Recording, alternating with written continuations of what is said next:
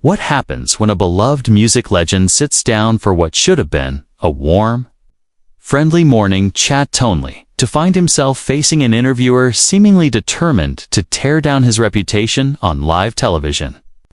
No one at ITV could have predicted it, but in just 37 seconds. One unexpected remark would transform a routine interview into one of the most explosive moments in daytime TV history. Viewers would be left stunned, producers would scramble behind the scenes, and the host at the center of the storm would soon face the most intense backlash of her career. The morning began like countless others inside the ITV studios.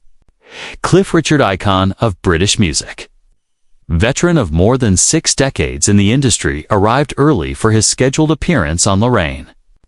He was there to promote his new album, a lovingly assembled collection of classic covers that highlighted the warmth and endurance of his unmistakable voice.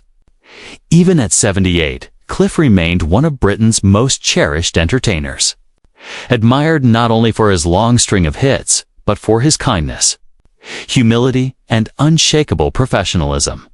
Behind the scenes, Cliff was exactly as people remembered him.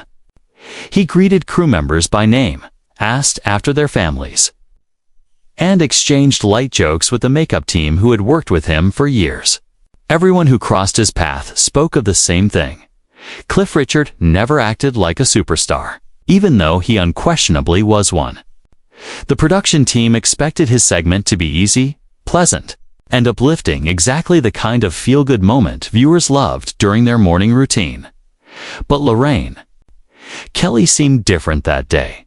Several crew members noticed it even before the camera started rolling.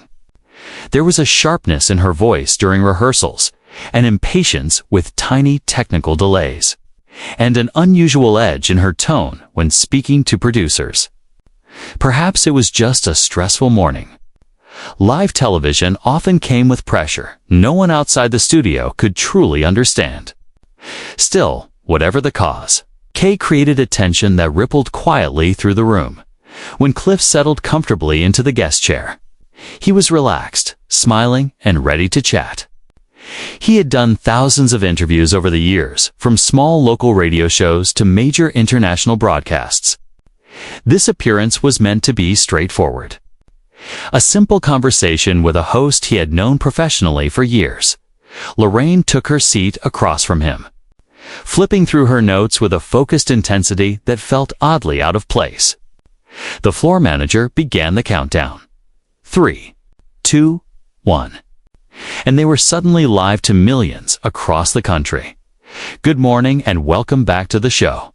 I'm joined now by music legend Cliff Richard, who has a brand new album out. Her opening sounded perfectly routine, polished, professional. Cliff smiled, ready to talk about his passion for music. Thank you for having me, Lorraine. It's always a pleasure. But then came the first sign that something was off.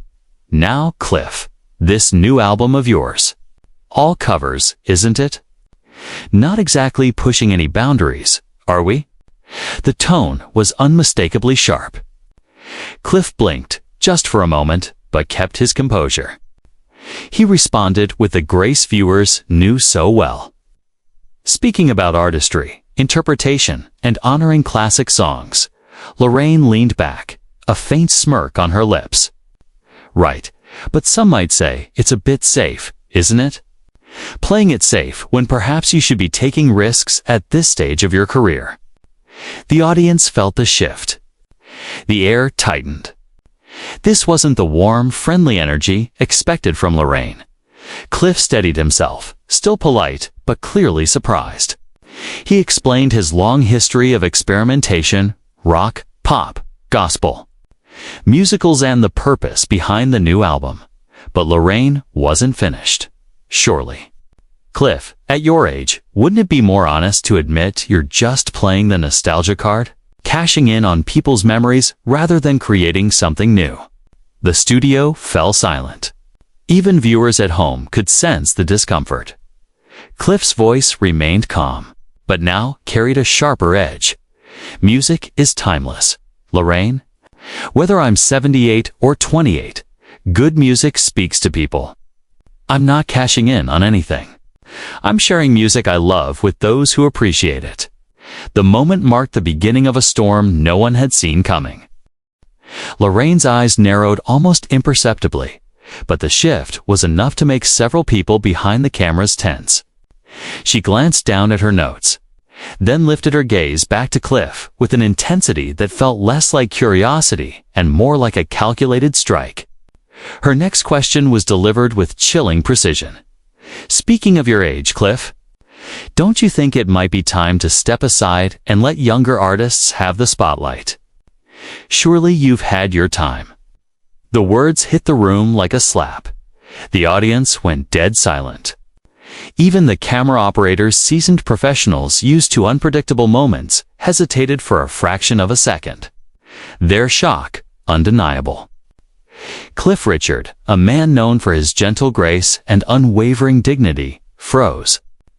For the first time in the interview, his legendary composure faltered as he processed what he had just heard. "I beg your pardon," he said quietly. His tone was controlled, but underneath it was a thread of steel no one had expected to hear. Lorraine pressed on, unrelenting. "Well, you've been in the business, what? 60 years. Surely that's enough for one person. Wouldn't it be more graceful to bow out and give someone else a chance?" The temperature in the studio seemed to drop instantly. Cliff straightened in his chair. The calm exterior he was famous for beginning to fracture under the weight of a question that felt personal, cruel, and deeply disrespectful. "Lorraine," he said, "I came here today to talk about music, to share something positive with your viewers. I'm not sure why you feel the need to attack me personally, but this isn't what I signed up for." But Cliff's discomfort didn't slow her down. If anything, it seemed to fuel her. She leaned forward, her voice sharpening even further. "Oh, come now, Cliff, surely you can handle a few honest questions. Or has success made you too sensitive for real journalism?" The insult landed like a stone dropped in water, sharp, heavy, and impossible to ignore. Cliff Richard had survived the scrutiny of music critics, tabloids, and international press. He had navigated fame, controversy, and decades of changing public tastes. Yet here he was, being provoked on live television by someone who was supposed to interview him about his art.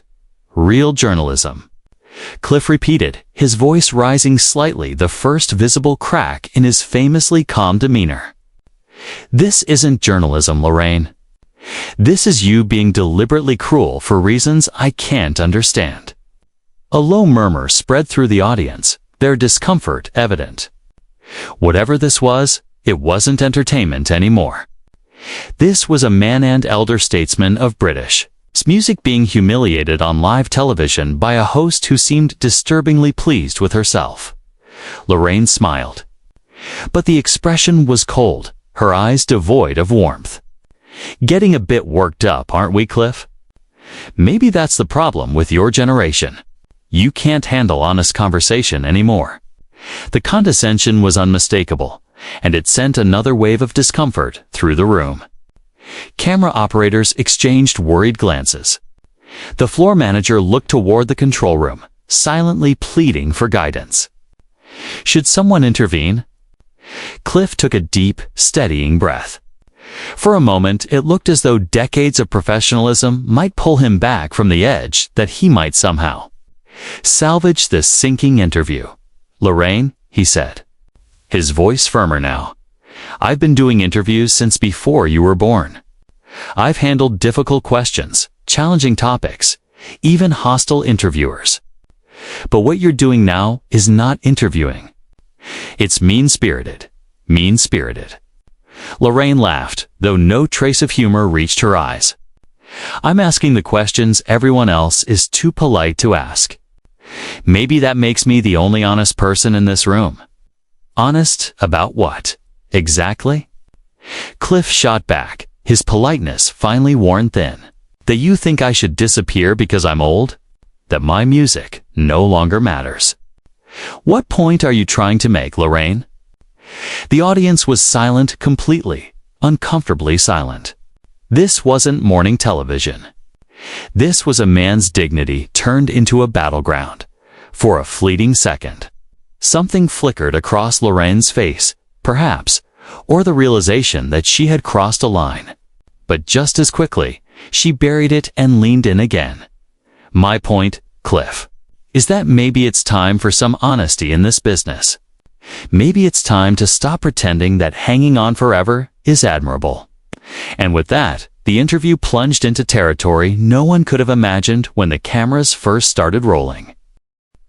Maybe it's time to admit, Lorraine continued, her voice dripping with a cold certainty that made the entire room tense, that there comes a point when a graceful retirement is better than desperate attempts to stay relevant. The words didn't just land, they struck like physical blows. Cliff Richard, who had built a 6-decade career on kindness, professionalism, and a spotless reputation, sat perfectly still. He had never insulted another performer, never stirred controversy, never indulged in public feuds. He had lived his life with dignity. Yet here he was, being demeaned on live television for nothing more than growing older. Desperate attempts. Cliff repeated softly. His voice was barely louder than a breath, but the microphones picked up every syllable. Is that what you think this is? Desperation. Lorraine didn't hesitate. Well, what would you call it? You're nearly 80 years old, Cliff. Isn't it a bit sad, still trying to compete with artists a third of your age? The cruelty was breathtaking. She wasn't critiquing his music. She wasn't questioning the album, the creative process, or his artistic choices. She was attacking the man himself, human desire to keep doing what he loved. It was vicious in a way that felt unnecessary, even calculated. Slowly, with a deliberateness that made every person in the studio lean forward, Cliff rose from his chair. The movement was controlled, but there was no mistaking the shift in the atmosphere. The warmth he was known for had vanished, replaced by a quiet authority that commanded the room. I think we're done here, Lorraine, he said. His voice wasn't loud, but it radiated finality.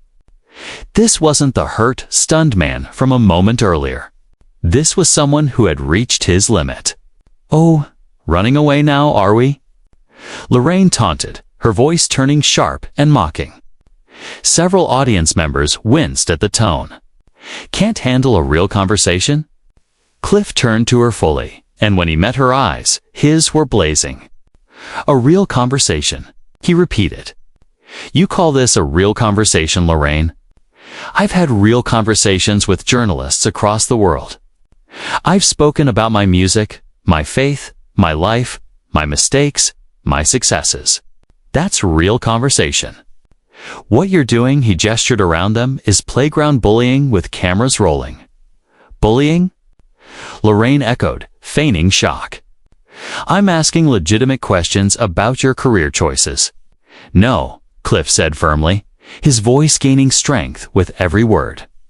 You haven't asked me a single legitimate question about my music or my career. You've insulted me from the moment this interview started, and I have absolutely no idea why. In the control room, chaos had erupted. Producers were arguing about whether to cut to commercial, stay live, or step in somehow. But the confrontation unfolding on screen was so raw, so intense, that no one dared interrupt. It was uncomfortable, but impossible to look away. Lorraine's confidence was slipping. The smug smirk she had worn throughout the interview was fading, replaced by something brittle and uncertainty she struggled to mask.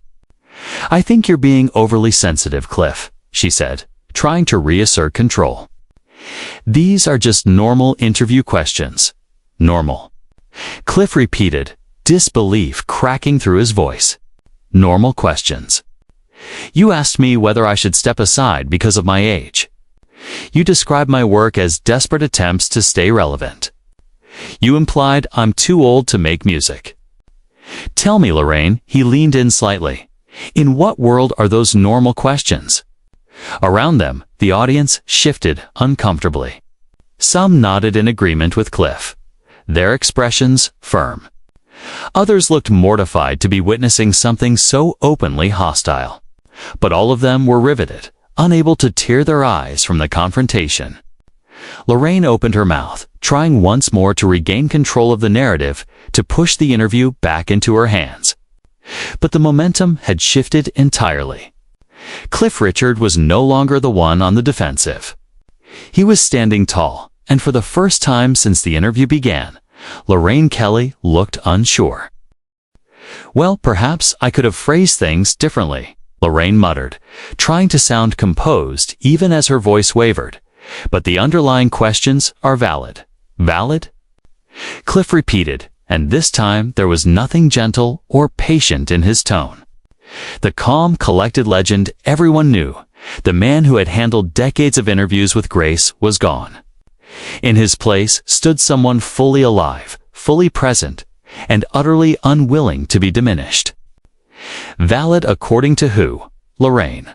he demanded. "Who made you the judge of when someone should stop doing what they love?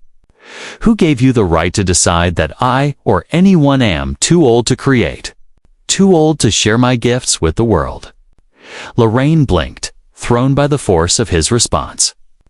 "I'm just reflecting what a lot of people think." "Are you?" Cliff shot back. "And who exactly are these people?" He leaned forward, eyes sharp, voice steady. "Because in my experience, the people who love music, we love music third, people who understand what creation means, what it feels like to pour your soul into something and then offer it to the world. Those people don't believe there's an expiration date on artistry." The words hung in the air like a live wire. Lorraine's cheeks flushed.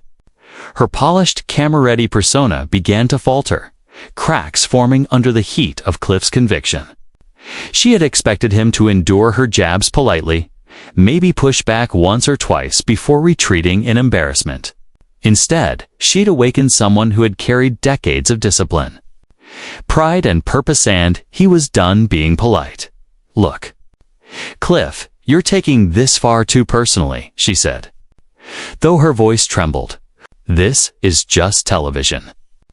This is how interviews work nowadays, Lorraine. This is not how interviews work." Cliff's tone deepened, grounded and authoritative. "This is how bullies work." Gasps rippled through the studio. Cliff didn't raise his voice. He didn't need to. "I've been doing television since you were a child," he continued. "I know what a real interview looks like, and this isn't it." The audience was riveted. Some nodded in agreement, thrilled to witness someone finally push back against a host who had built a reputation on veiled cruelty. Others looked stunned, unsure whether to support Cliff or fear for what Lorraine would do next. But no one could deny what they were witnessing, a live, unfiltered reckoning. Lorraine attempted a laugh, thin, brittle. "Oh, come on. Don't be dramatic. We're just having a chat. A chat." Cliff's eyebrows shot up. "You call telling someone they should retire because they're old a chat? You call suggesting that my life's work is desperate and pathetic casual conversation?" He shook his head slowly. "Lorraine, I don't know what's happening with you. I don't know why you thought this behavior was acceptable. But it stops. Now, the balance of power had completely reversed. Where Lorraine had begun the segments smirking, in command, fully confident she could corner her guest, she now appeared rattled, shrinking into her chair. Her carefully cultivated authority evaporated under the weight of Cliff's quiet strength. "I was just trying to ask challenging questions," she insisted weakly. "No," Cliff said without hesitation. "Challenging questions would be about my music, about my creative process, about the choices I make as an artist. You weren't challenging anything except my right to exist in this industry." His voice softened, but only in tone, not in purpose. "And that's not journalism, Lorraine. That's just cruelty." Off to the side, the floor manager made frantic gestures, desperate to cut to commercial, but unable to find a natural break in the escalating confrontation. This was live television at its most raw, the kind of moment producers pray for and fear at the same time. Lorraine inhaled shakily, gathering what remained of her dignity. She forced her lips into something resembling a smile. "Well," she said, "I think our viewers deserve honest discussions about the entertainment industry."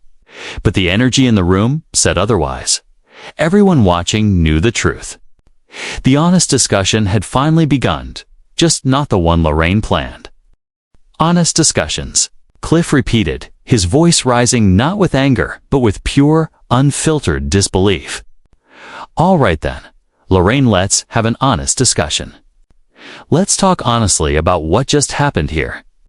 He leaned forward, not menacingly, but with the gravity of a man who had finally had enough. "You invited me onto your show," he said slowly. "Clearly, to discuss my new album, more so, I was told. Yet instead of talking about the music, the craft, or the work I continue to put into my career, you used your platform to attack me personally. You suggested I'm too old to make music. You implied that my continued passion for my craft is somehow embarrassing, even desperate." He didn't raise his voice. He didn't need to. "That," he said, "is not honest discussion. That is character assassination." The words landed like a slap. Lorraine visibly flinched. For the first time since the segment began, the practiced confidence she wore like armor slipped. Her face, usually composed and poised, showed something raw: fear, regret, perhaps even shame. "I never said any of those things," she protested weakly. Cliff did not hesitate. "You said I should step aside because of my age. You said I was cashing in on nostalgia. You said my work was a desperate attempt to stay relevant. You asked if it wasn't time for a graceful retirement." His eyes were unwavering. "Those were your exact words, Lorraine, and millions of people just heard you say them." Silence spread across the studio like a thick fog. Even the camera operators had stopped moving. Every person in that room knew they were witnessing something extraordinary, something unscripted, unedited, and unforgettable. Cliff exhaled. And when he spoke again, his voice carried a different note: sadness. "And you know what the saddest part is?" He continued softly. "I thought we were friends. I thought you respected the work I've done, the life I've dedicated to music. I never imagined you saw me as someone who should just disappear because I've reached a certain age." Lorraine's veneer finally cracked. Her eyes glistened. Her voice, when it emerged, was thin. "Cliff, that wasn't what I meant." "Then what did you mean, Lorraine?" he pressed. "Because from where I'm sitting, it sounded exactly like you think I should stop making music because I'm old. It sounded like you think my fans are fools for still enjoying what I create. It sounded like you have nothing but contempt for me and everything I represent." "That's not true," she whispered, barely audible. "Then why did you say it?" Cliff asked, voice still calm but unyielding. "Why did you spend the last 10 minutes attacking me for having the audacity to still love music at 78? Why did you try to make me feel ashamed of who I am and what I do?" The question hung in the air like a weight no one could lift. Lorraine opened her mouth, searching for words, but for the first time in her long television career, none came. Cliff straightened his jacket and turned to the camera, addressing not the host, not the studio, but every viewer watching. "To anyone out there," he said, "who wonders if they're too old to pursue their dreams, if they're too old to share their talents with the world, let me tell you something." His voice strengthened with conviction. "Age is just a number. Passion doesn't have an expiration date. And you should never ever let anyone convince you to stop doing what you love just because you've been doing it a long time." He turned back to Lorraine, who sat frozen, stunned, into silence.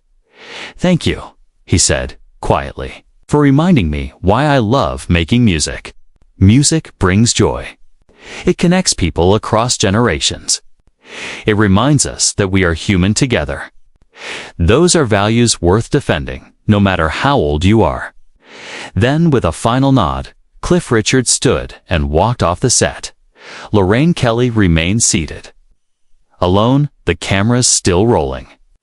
In the span of 37 seconds, her attempted cruelty had not merely failed, it had detonated, leaving her career and credibility rattled in a way no one watching would ever forget.